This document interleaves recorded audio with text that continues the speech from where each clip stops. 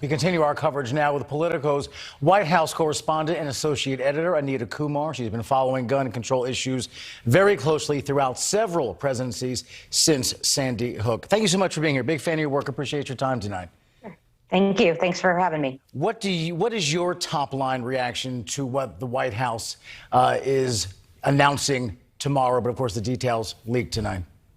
Yeah, I think you're going to see a lot of groups that have been pushing for gun restrictions for years and years from the time of Sandy Hook or even before. They're going to be cheering this and applauding this and thinking that this is a good first step. But it's important to remember that they wanted a lot more, and they do want a lot more. They have given suggestions of dozens and dozens of executive actions to the president and to the White House. And so they will be wanting to see what comes next after this. And these are initiatives, or these executive orders, what political weight do the ideas, the 6 main bullet points that Joe just laid out, what real gravity do they have in the political sense?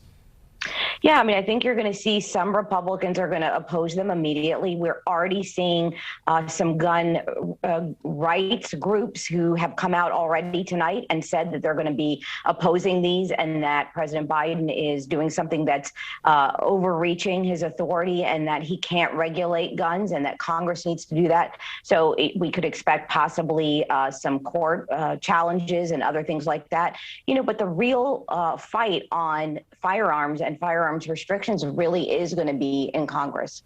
And talk a little bit about the new head of the ATF. He is a gun control advocate. Does his presence, does his role in that job change the political calculus, or at least the cultural moment we're in, at all?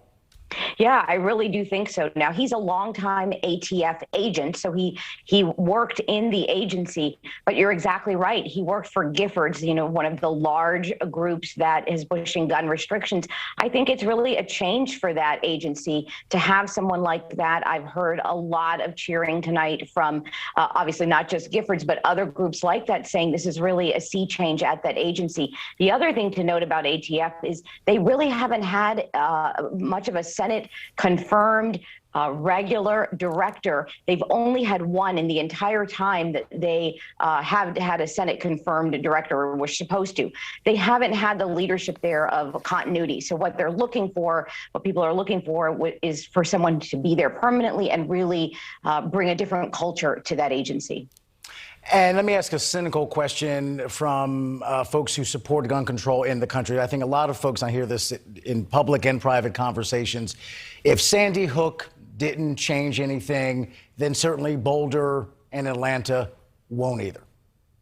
Yeah, I mean, you're exactly right. You're seeing not so much of a movement these last few weeks. I mean, you did see a lot after Sandy Hook. You saw a lot during President Trump's term when there were those 2 back-to-back mass shootings with a lot more casualties than we're seeing right now.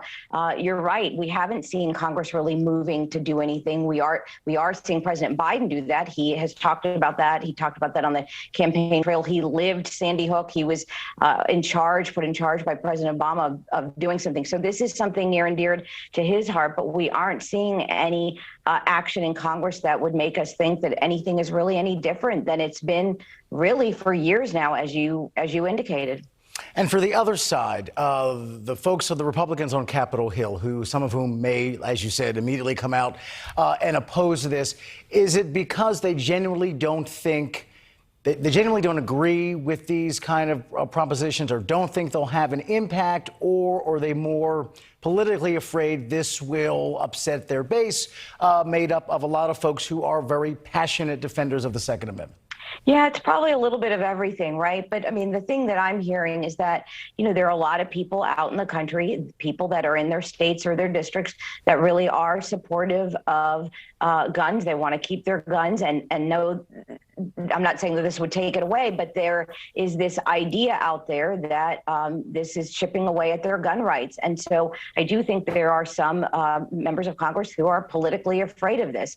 You know, we used to say that it was all about the NRA, but the NRA has really imploded in recent years. So it's really not about them being a strong lobbying group anymore. It's more about they're afraid of what this would do to them politically, and are they going to lose votes and that sort of thing. You know, we've seen a change with some members of Congress. America has changed. You've seen polls change, but that doesn't mean, Republicans have changed in Congress. And we'll see what gets unveiled fully tomorrow. Anita, thank you so much for being with us here on NewsNation Prime. Appreciate your insight and your expertise. Thank you. Thanks.